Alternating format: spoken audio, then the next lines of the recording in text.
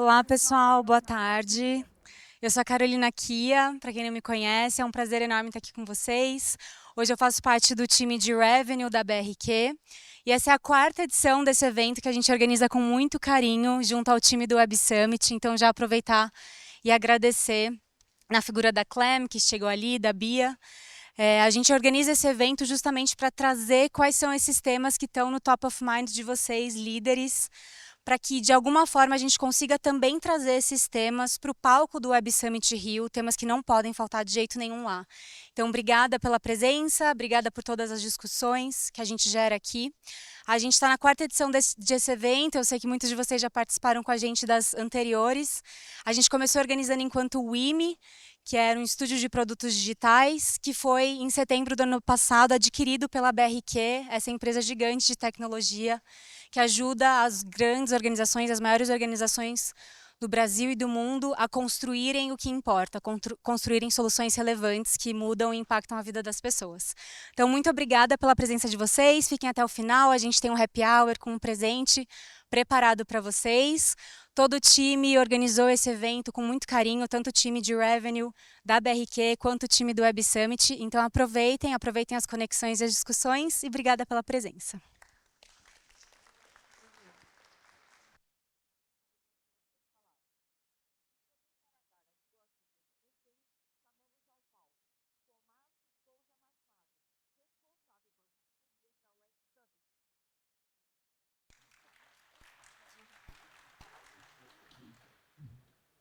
Está funcionando? Estão-me ouvindo? Olá a todos, muito bem-vindos ao Runway to Web Summit Rio. Eu gostaria de me apresentar, eu sou o Tomás, sou do time de parcerias, muito obrigado pela introdução. Como podem ver pelo meu sotaque, eu sou português, portanto, eu estou morando aqui no Brasil e em 6 meses morando aqui já entendi que eu tenho que falar um pouco devagar, porque eu já escutei graças, merci, thank you, obrigado, às vezes, mas a sério, muito obrigado pelo tempo e disponibilidade de estarem aqui.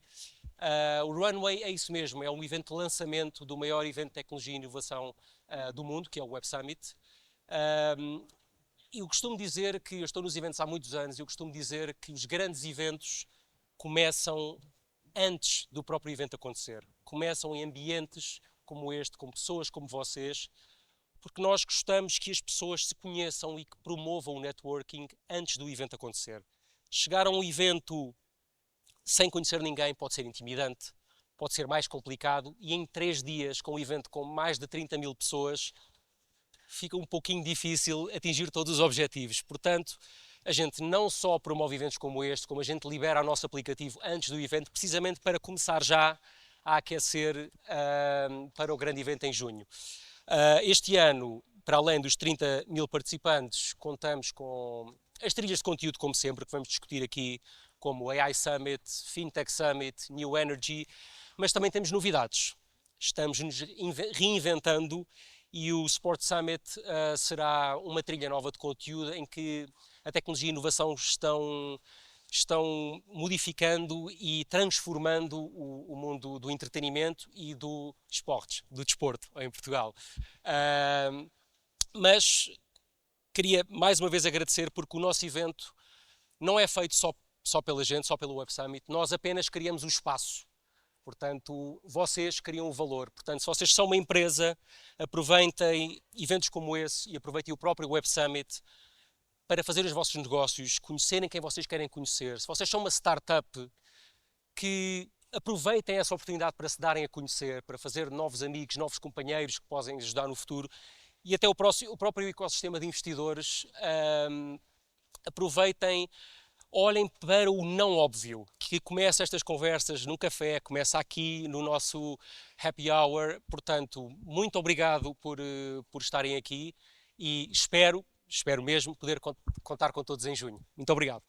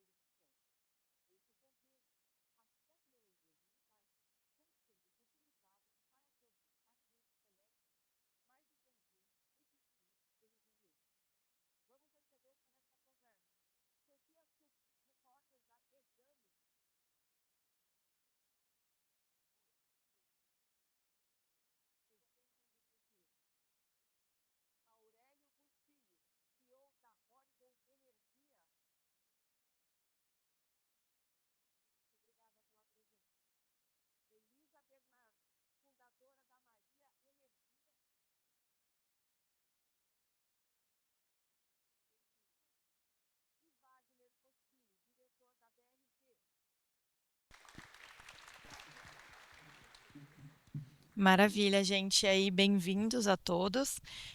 Boa tarde. Eu sou repórter na Exame, na editoria de ESG, e eu somo aí uns 5 anos na cobertura de sustentabilidade, negócios e clima. E hoje nós vamos falar aqui de um tema que eu particularmente gosto muito e que eu acho que tem um momento muito oportuno, que é o da transição energética. Bom, a gente vive, né, um contexto aí em que a energia deixou de ser apenas uma questão ambiental para virar uma peça estratégica da geopolítica global. Com a guerra no Oriente Médio, a segurança energética virou prioridade, ao mesmo tempo em que o conflito expôs a dependência do mundo no petróleo. O Brasil, com sua matriz predominantemente limpa, desponta aí como um porto seguro e sai na frente nessa corrida. Mas há desafios de eficiência e escalabilidade de soluções. E para a gente debater aqui como a tecnologia, o acesso à energia e a gestão inteligente se unem, a gente recebe aqui hoje a BRQ, a Orico Energia e a Maria Energia. Bem-vindos! Bom, para a gente dar aqui o pontapé inicial na nossa conversa, eu quero que vocês expliquem um pouco, né, como que o modelo de negócio de vocês atua e como que ele ajuda a tornar o setor elétrico aí mais resiliente nesse cenário que é de incerteza, né, global. Começo eu? Pode ser? Vamos na Boa, ordem, então. tá bom, vamos lá. Boa tarde Maravilha. a todos, um prazer estar aqui com os painelistas aqui contigo. A, a Origo Energia, ela aproveita, digamos, você falou do Brasil, a característica do Brasil, né? Um país que tem essa característica de fontes hidráulicas abundantes, sol, tem muito sol, muita água, né? E um país gigante, né? Então a Origo, ela como uma geração distribuída, ela se coloca exatamente onde o cliente está, né? E aí com isso a gente não utiliza, digamos, as grandes redes de transmissão, a gente leva através das nossas fazendas solares a energia diretamente para o cliente. Então são mais de 400 fazendas solares, estamos falando aqui de quase 600 megas de capacidade AC, com quase 100 mil clientes já espalhados aí por 16 estados do Brasil, né? Centro-Oeste, Nordeste, Norte, o Sudeste também. Então, essa é um pouco a nossa lógica, estar onde o cliente está, encurtar caminhos, e um modelo onde o cliente ele arrenda parte da nossa fazenda, né? Então, ele não precisa fazer o investimento, ele consome a energia que a gente injeta para ele, né? É como se fosse uma utility grande dessas que a gente conhece aí, né? Mas que encurta essa distância, né? E que leva a energia injeta energia para o cliente diretamente, sem que o cliente precise fazer investimento, sem que precise colocar painéis solares nos telhados, e é assim que a gente atua. Então a gente soluciona esse grande problema, né? O Brasil é o país, né, do preço da energia barata, a água solar, né? Mas a tarifa altíssima. Acho que todos nós aqui como clientes sentimos isso no bolso, né? Então a gente vem um pouco para ser esse instrumento de libertação. Democratizar também, né? Exatamente. Perfeito. Vamos continuar. Bom, gente, boa tarde, muito prazer, eu sou Elisa. Nós somos uma startup, então estamos aí há 1 ano em operação. Hoje nós somos em 2 pessoas no time e nós temos 40 clientes ativos. A gente trabalha muito com automação e inteligência artificial e o nosso objetivo dentro da cadeia, não só solar, né, mas de energia em si, é trazer visibilidade para a energia. Porque aqui nós conseguimos ter uma conversa, a gente consegue entender um pouco, mas os nossos clientes eles falam: nossa, chega a minha fatura, eu vejo um monte de número, eu não consigo entender nada. E a gente trabalha justamente nessa camada de inteligência. Então hoje nós atendemos clientes B2B e trazemos visibilidade para o que ele está pagando, como a gente consegue encontrar ali oportunidades para ele pagar menos ou até ganhar dinheiro com energia. É isso que a gente tem feito. Muito bom. Boa tarde, prazer estar com meus amigos painelistas aqui. Já estamos virando amigos aqui, combinando coisas por fora. Prazer estar com vocês mais uma vez esse ano no Runaway Web Summit. Eu vim da WIME, né, que a Kaki acabou de comentar que a gente fez o processo de fusão com a BRQ. E a BRQ ela está, né, nos bastidores desse processo de transformação digital que está acontecendo não só no setor elétrico, como em todos os outros setores. Então, a gente trabalha no upstream desses processos, entregando tecnologia de ponta a ponta, desde o processo de concepção até os subsistemas sistemas de ERP, de CRM, toda a parte de infraestrutura de dados, governança de tecnologia. Então, de fato, a gente acaba suportando todo esse processo de transformação digital que as companhias elas estão passando, e essas companhias que elas não têm esse core digital começam a passar de uma forma mais rápida agora, né? No setor de energia, a gente sempre estava numa posição mais periférica do processo, ali melhorias incrementais, mas hoje, como a agenda está baseada no smart meter e no ganho de eficiência por meio dos agentes, a gente acaba assumindo hoje uma posição central na estratégia das organizações. Então, tendo desafios muito, muito legais, muito bacanas com as organizações do setor elétrico. Muito bom esse trio aí. Então, a gente sabe que a gente vive hoje, né, pessoal, um boom aí da inteligência artificial e os data centers, eles demandam muita energia, né? Isso tanto que é uma preocupação ambiental, né, em relação a isso. Como que a gente equilibra, né, o crescimento tecnológico com a sustentabilidade, né? Considerando que há estimativas aí que a gente triplique o consumo de energia de data centers até 2030. Vamos ir na ordem de novo, já que a gente... Vamos combinar essa ordem aqui. Vamos lá. Não, esse ponto da inteligência artificial, vocês notem que tem dois lados aí muito claros, né? A gente precisa de muita energia para processar a inteligência, todas as ferramentas de inteligência artificial. O Brasil se coloca como um país que tem um potencial gigante de absorver esse tipo de investimento. Isso é muito bom para a gente como país. Por outro lado, a gente tem um gap de infraestrutura também muito grande, né? Hoje, só para vocês terem uma ideia, em termos de falhas, né, a gente tem, em média, 10 horas de falha por ano, o Brasil inteiro, né? 10 horas em média de falha. Quando você vai na Europa, Estados Unidos, está falando de minutos, 20 minutos, 15 minutos por ano, né?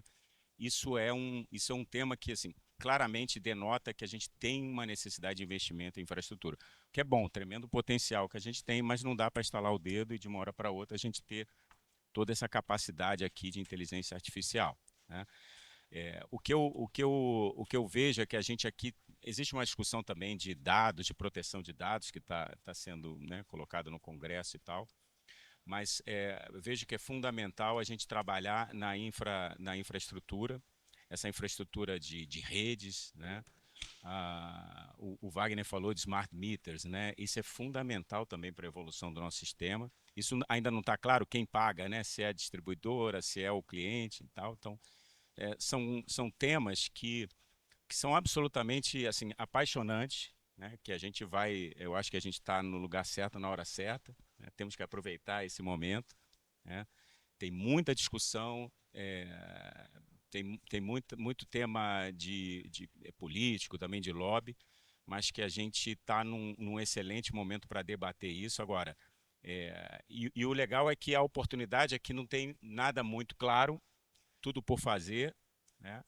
E a gente tem todas as capacidades aí para estudar e implementar as melhores soluções. E está no lugar certo, na hora certa. Perfeito aí. Acho que um ponto essencial é que, embora na maioria dos países a gente não tenha, né, a questão da energia renovável como predominante, como no Brasil, então lá os data centers não são sustentáveis como aqui, né? Acho que esse é um ponto interessante. Então aqui eles conseguem ser abastecidos por energia renovável, né? Exatamente. Então aí temos um grande potencial. Quer seguir, Elisa? Quero sim. Bom, eu concordo completamente aqui com o Aurélio. Nós temos um problema de infraestrutura aqui no Brasil com relação a qualquer coisa, praticamente, que a gente vá colocar. Como eu estava falando para ele, eu venho de um polo de tecnologia onde muitas startups nascem aqui no Brasil e ou elas morrem por falta de adesão ao mercado, ou elas não conseguem ir ao mercado por causa de infraestrutura, ou elas acabam indo para o Vale do Silício.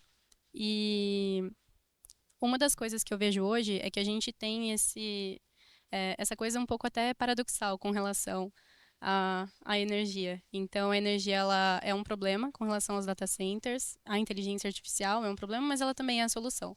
Então, aqui a gente consegue encontrar muitas oportunidades dentro do Brasil E eu acredito que, além dessa questão de infra, nós temos muita energia que é gerada e não é aproveitada. Essa é uma outra questão extremamente relevante, que é uma das coisas que a gente tenta trabalhar aqui na Maria. Eu vim do mercado de solar e uma das coisas que a gente conseguia perceber é que boa parte dos nossos clientes geravam mais energia do que eles conseguiam consumir, enquanto tinha muita gente ali precisando, tinha energia que acabava ficando para concessionária, enfim, não era utilizada. Então, eu acredito que não só melhorar a infraestrutura, mas também agir em toda essa cadeia, desde o momento da geração de energia até a energia que de fato é entregue ao cliente, consegue fazer muita diferença aí com relação à sustentabilidade. Boa. Concordo com meus amigos, a energia, a demanda por ela é crescente, ela está totalmente correlacionada aí com a maturidade da sociedade, né? Então, a gente vai acho que não vai ter nenhum momento, a não ser que a sociedade ela regrida, que a gente vai ter menos demanda por energia. Será que não. Bateu rapidinho. Então, isso acho que é o movimento, né? Essa saída na Lua agora que a gente teve, busca por novas fontes de energia, etc. Eu acho que cabe a nós agora nesse momento é justamente, e a gente está num momento único para isso, como meus colegas comentaram, é melhorar a eficiência de todo o sistema. E eu acho que os agentes, a inteligência artificial, ela traz uma oportunidade gigante da gente melhorar essa eficiência. Desde manutenção preventiva, dessa relação de consumo e produção, de entender lá no consumidor final como que é o melhor uso. Então, acho que o uso abundante de agentes de inteligência artificial naturalmente vai trazer uma melhor eficiência para o sistema. E você trazer uma melhor eficiência para o sistema, você acaba indo na direção de ser mais sustentável, né? O Brasil, obviamente, tem um momento ímpar na geopolítica e na economia, porque ele tem os recursos naturais, né? Ele tem a matriz sustentável. Agora, de nada adianta você ter um sistema sem... Isso não faz com que você tenha um sistema inteligente, né? Então, eu acho que toda essa construção de governança de tecnologia que vai gerar valor lá em última instância para o consumidor e para toda a cadeia de produção do setor, eu acho que é um tema central que tem que estar na agenda de todas as empresas do setor. Perfeito, gente. Acho que a gente tem esse potencial de ser esse grande hub, né, de data centers sustentáveis, né, e verdes, mas a gente precisa destravar esses investimentos, né, esses gargalos aí que ainda tem de ineficiência. Minha próxima pergunta é em relação à infraestrutura de redes, tá? A gente falou aqui um pouquinho também agora, mas a gente fala muito em energia e pouco em como que ela chega até o consumidor final, né? Seja a questão elétrica ou até em relação a dados, né? Quais que vocês entendem seriam os maiores desafios hoje? Eu acho que assim, o nível de consumo nosso ele é muito baixo frente a um país desenvolvido, tá? Estamos falando aí de 20% do que consomem esses países mais aí, sei lá, Europa, Estados Unidos. Então, já é equilibrado aí, a gente está falando de 20%, tem um potencial gigante de crescimento. A gente estava falando das falhas médias, então tem um nível de falha muito elevado aqui, então tudo isso denota que a gente tenha aí uma necessidade de investimento bastante elevado, né? A gente precisa um tema que está se trabalhando agora, que vai mudar muito a vida de todos nós, é a questão dos preços horários. A gente no Brasil não tem preço horário, né? Você tem assim, carga pesada, carga média, que é quando a energia é mais consumida no início da tarde, então tudo isso vai se modificar, né? E tem um tema muito importante que a partir do ano que vem vai acontecer no Brasil, 2027 e 2028, que é a abertura total do mercado. Ou seja, cada um de nós aqui, a gente vai poder escolher quem é o nosso fornecedor da energia da commodity, né? Vocês me perguntam, vai todo mundo sair correndo atrás de um consumidor? Não sei, provavelmente não. Não sei, tem países que esse processo começou muito lento, né? Outros um pouco mais rápido, né? Mas sim, eu acho que todos e cada um de nós aqui vai conhecer muito mais da energia, de como é que é a energia, né? A Elisa estava falando, né, o nível de conhecimento, né? Eu acho que uma coisa que eu tenho certeza que vai acontecer é que a gente vai, como consumidor, a gente vai entender muito mais de energia, porque o que vai ter de propaganda e gente querendo vender energia, eu acho que isso eu acho que não tem jeito, né? Agora, se todo mundo vai sair correndo atrás de um fornecedor, né? Agora, é fundamental que a gente tenha qualidade nessa energia que chega para o cliente, né? E saber e medir bem. Aí entra a inteligência artificial, digitalização, tema das baterias, né? Também, que é Vamos outra chegar lá. coisa. Então, não vou dar spoiler, mas eu acredito que é uma série de coisas que a gente vai, nos próximos 2 anos, nesse marco que a gente tem de abertura de mercado, eu não tenho dúvida nenhuma de que a gente vai aprender muito mais a falar e a entender o fenômeno da energia. Boa. Bom, eu acredito mesmo que o pior é a qualidade da energia, como a energia chega hoje para o cliente. É, E com relação a dados aqui, a gente tem as duas frentes, né? Então, se o dado que chega está correto, porque hoje nós temos basicamente apenas um fornecedor de dados, né? Então, quem tem energia solar ainda tem algumas informações ali que vêm do inversor e a gente consegue extrair algumas coisas. Mas hoje a informação ela vem basicamente diretamente ali pelo medidor, pelo que se vê na conta e dentro do que a gente tem feito, mais de 50% das contas que a gente analisa tem algum erro, mesmo que pequeno. E isso é extremamente prejudicial porque a gente não consegue nem ter a noção se aquilo que a gente tem a visibilidade de fato está correto ou não. Então, a gente precisou ali dentro da Maria fazer, inclusive, uma movimentação de analisar durante mais tempo para conseguir entender o histórico e conseguir achar essas janelas de erro que podem estar acontecendo, né? Então, eu acredito que nessa instância a gente tem primeiro a qualidade da energia, que eu não sou tão otimista com relação a quando isso será resolvido, que eu acredito que esse é o grande problema da infra. E os dados, eu acho que tende, assim, a ter mais celeridade aí com relação a chegar com mais quantidade de dados, inclusive, e com mais qualidade também. Legal. O que eu acho que eu posso contribuir é que quando a gente pensa na indústria de forma geral, como eu disse, você sempre tem essa questão de por não ser digital, o processo acaba sendo não tão natural para as organizações, né? Então o que o setor vai passar agora é o que o setor financeiro já passa há alguns anos então tem toda uma questão de endereçamento de legado, tem uma questão de gestão de dados de uma forma dinâmica, porque não adianta você, do ponto de vista de você ter lá são 40 milhões de smart meter, um investimento brutal que vai ser feito em infraestrutura, né? Não adianta nada ele medir, jogar para um sistema que não tem inteligência, não consegue fazer nada com isso, né? Então você tem toda um roadmap, tem toda uma agenda aí de gestão de tecnologia, de governança de tecnologia, de acertar os dados, de conectar esses dados com os sistemas, para aí você começar de fato a gerar valor.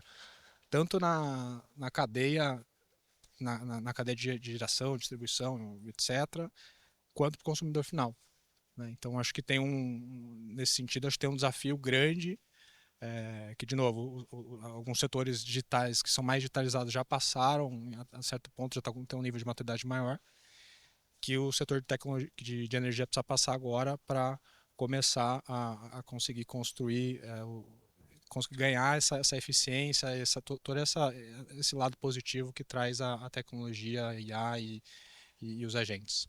Boa. Isso tudo que vocês falaram aqui agora, acho que isso conecta muito com a questão das baterias também, né? Hoje, uma das grandes questões aí das renováveis, da expansão, é a questão da intermitência, né? Porque a gente sabe que a gente não tem sol e vento durante as 24 horas do dia, e aí a gente tem esse momento que a gente tem os picos de consumo e isso gera um problema na rede. O Brasil vai realizar um primeiro leilão de baterias, né, desses sistemas BESS que se fala, até julho deste ano, segundo a promessa. Vamos ver se não vão adiar novamente. E a minha pergunta para vocês é: como que vocês entendem que esses sistemas de bateria estão mudando? Sou eu, tô. É uma interferência, né? como que esses sistemas de bateria estão mudando o jogo aí do setor elétrico e que outras tecnologias que vocês entendem que despontam aí como grandes tendências em 2026? Olha, a bateria tem um negócio muito interessante. Ela complementa 100% a energia solar, porque a gente, quando está batendo o sol, você consegue, quando dá o clipping, né, que você chega no máximo, você consegue jogar aquele máximo para uma bateria, aquilo armazena na bateria, e quando vai caindo, porque quando o sol vai embora, para geral, assim, não gera mais nada, né? Não é assim, vai gerando devagar, não, acabou e entra a bateria. E o legal da bateria é que ela é muito rápida para jogar energia no sistema. Tá? Ela não tem aquela coisa de ligar uma termoelétrica que demora um dia para... Não, ela é na hora. Então, assim, a bateria, a gente realmente precisa fazer um deployment aí da bateria, enfim, essa regulação tem que sair e tudo mais. A gente tem que trabalhar preço horário, porque é muito difícil, com o preço do jeito que está hoje, você não consegue diferenciar, então você não vai pagar o investimento. Então, eu preciso, naqueles momentos onde a bateria está injetando, ela tem que ter um preço diferenciado, porque é ali que eu não tenho sol, logo deve ser mais cara a energia, onde as pessoas estão consumindo mais. Isso também vai mudar muitos hábitos de consumo, né? Pouco a gente mudou os hábitos de consumo. Se você pensar historicamente, né, você que conhece bem essa parte, né, dos hábitos de consumo, a gente vê que não mudou muito. Isso também vai provocar esse tipo de coisa.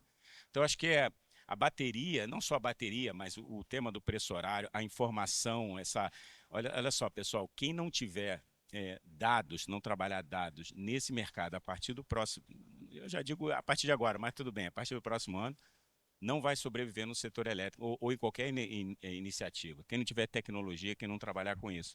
Quem ficar só naquele físico antigo vai morrer. Então, assim, não falo isso com pessimismo, não, eu falo com tremendo otimismo. Eu acho que é um momento absolutamente especial para a gente nesse momento, integrando baterias, dados e todas essas tecnologias.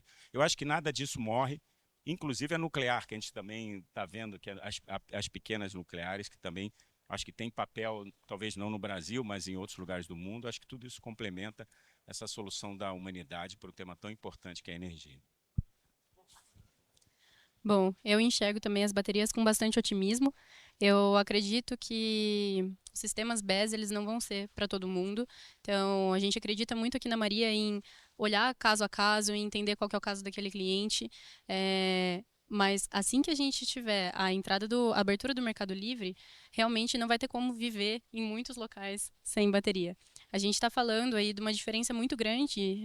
Não sei se todo mundo entende o que o Aurélio está querendo dizer, mas a gente está falando de uma diferença muito grande no valor do quilowatt. Então, cada quilowatt vai valer ali alguns centavos em um determinado horário, e aí pensa que em outro horário vai valer alguns reais. Então, a gente está falando de uma diferença muito grande e a gente consegue gerar energia a um preço baixo e na hora que você for consumir, que seria aqui um valor alto, você consome da sua energia solar. Então, eu acredito que tudo na verdade, todas as tecnologias que elas, de alguma forma, empoderam o consumidor final, que elas empoderam o cliente, não tem como não agregar. Tanto no setor, quanto quando a gente pensa no Brasil como um todo. E hoje, uma das preocupações que a gente tem com relação a isso é somente o nível de educação que a gente precisa ter para entender se algo está sendo vantajoso ou não. Então, hoje a gente vê algumas situações brasileiras, a gente sabe que existe um analfabetismo funcional, principalmente aqui, muito grande, e eu tenho um pouco de receio, assim, dos jogos políticos que vão acontecer, dos enquadramentos talvez equivocados que podem acontecer, sabe? Então, eu tô curiosa. Curiosa é uma boa palavra. Eu tô curiosa para saber como é que o mercado, as concessionárias, o poder público vai se posicionar ali dentro do próximo ano com a abertura do mercado, principalmente. Muito bom. Boa. Minha contribuição, de novo, é desse lado que acho que a tecnologia ela permite esse uso mais eficiente do sistema e a bateria, da mesma forma, vem agregar nesse processo, né? Então, do ponto de vista, por exemplo, da gente ter cobranças diferentes ao longo do dia, é facilmente feito em tempo real quando você tem a introdução de tecnologia, né? Você tem justamente essa maior inteligência de distribuir melhor esse fluxo. Enfim, eu acho que todas as decisões que hoje elas são humanas, elas passam a ser muito mais eficientes com com o uso de tecnologia e dos agentes. Gente, nosso bate-papo podia ir bem mais longe. Eu tinha mais perguntas, mas a menina tá me avisando que terminou o nosso tempo.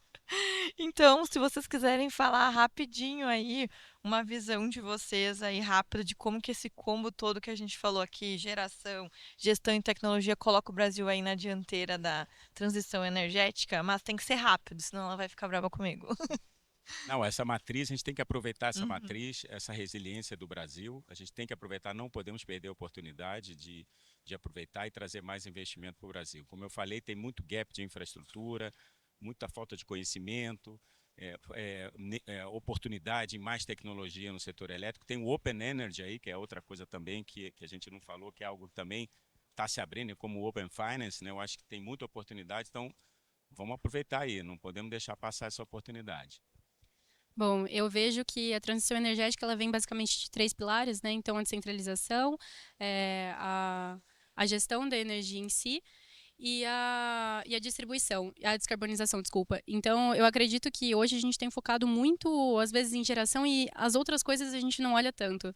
É um mercado com grandes players, nós temos players muito grandes e nós temos também muita oportunidade de melhoria. É um mercado antigo, e é um mercado que ainda precisa de muito amadurecimento. Então, se alguém estiver precisando de encorajamento aí, por favor, invistam em energia, montem startups, montem novas iniciativas que a gente com certeza está precisando, principalmente em tecnologia.